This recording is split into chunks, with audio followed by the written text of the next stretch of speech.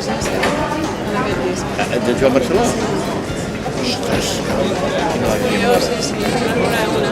caram, que bé.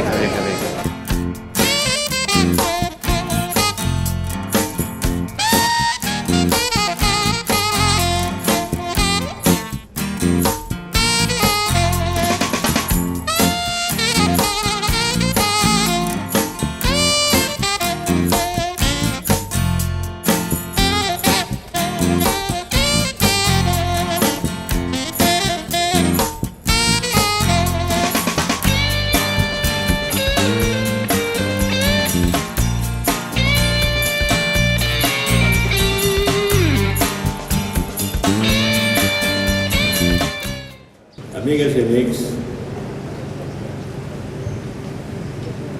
jo després d'aquests, jo crec que panegírics, en aquest cas una lliçó magistral que ens ha donat l'admirat amic Bernat Joan, no em queda dir res més que gràcies. Gràcies, en primer lloc, a tots vosaltres que aquests dies de canícula el Josep Maria ens preguntàvem si serien 4 gats i un dels gats érem nosaltres, i realment fa goig veure-us en aquest marc del Canel tan meravellós aquesta tarda tan única. Gràcies per haver vingut a tots vosaltres. Gràcies també a molts que no són aquí però que han possibilitat, en definitiva, que aquest llibre arribés a la 6a edició, que són els lectors que aquest llibre ha concitat. Devia ser l'estiu del 1991, quan era jove. Vaig llegir un llibre editat per Selecta, molt divertit. Recordo que des de que vaig obrir la primera plana fins que el vaig cloure aquella mateixa tarda, m'ho vaig passar molt bé. Un llibre molt ben escrit, que explicava unes anècdotes molt curioses i també deixava entreveure alguns aspectes de personatges molt importants de la història recent de Catalunya. I aquell autor es deia Josep Miquel Servià. I encara s'ho diu, naturalment.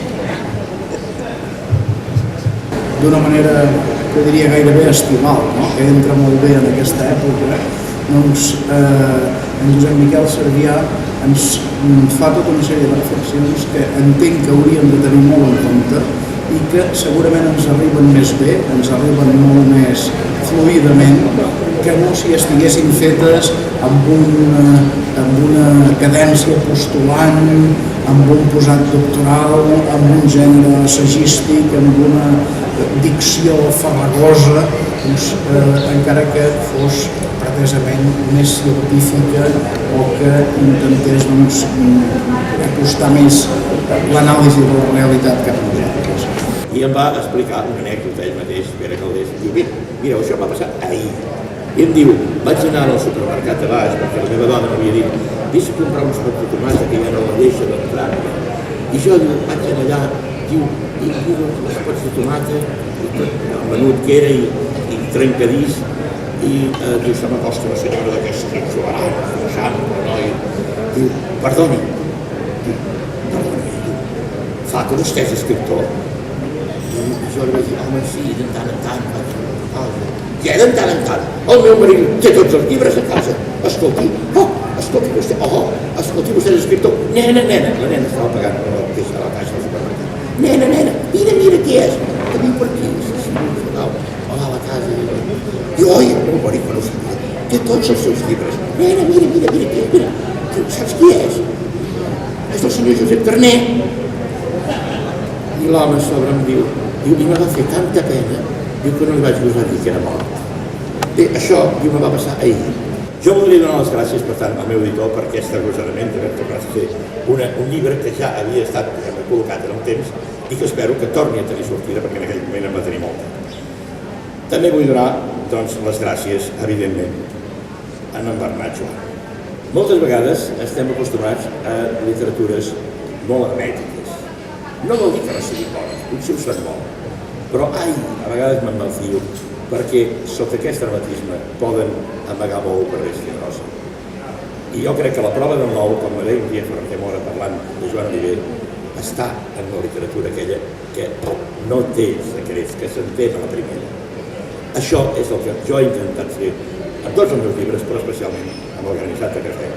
Acabaré les meves paraules citant un petit poema d'una persona que va ser justament president d'aquesta casa i que era Francesc Maté, un poeta de principis, de finals del segle, principis del segle passat, un segle tan mateix del nostre, i diu així: el geni dels destins que presideix la història acut un poble vell demanant llibertat. Què tens a favor teu? Tot un passat de glòria. No n'hi ha pas prou d'això. Doncs tinc la voluntat. A la voluntat no és res si s'espanten obstacles. Soc ferm de voluntat i per la fe soc fort.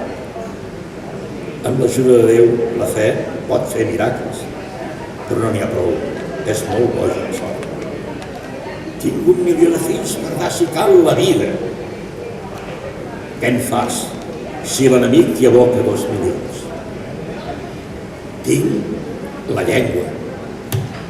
Per què no ho deies de seguida? Tens l'arma amb el bon Déu. Fa i refà les nacions. Moltes gràcies per haver vingut.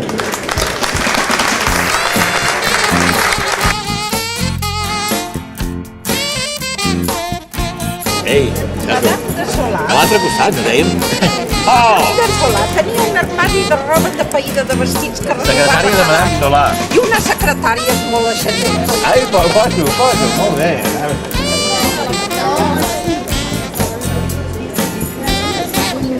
Aleshores va, agafa el bolígraf, la ploma, i a sota de la dedicatòria fa una ratlla i posa per segona i última vegada.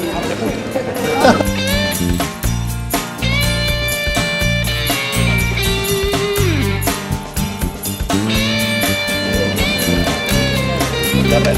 Altres vegades la realitat supera en descret la imaginació.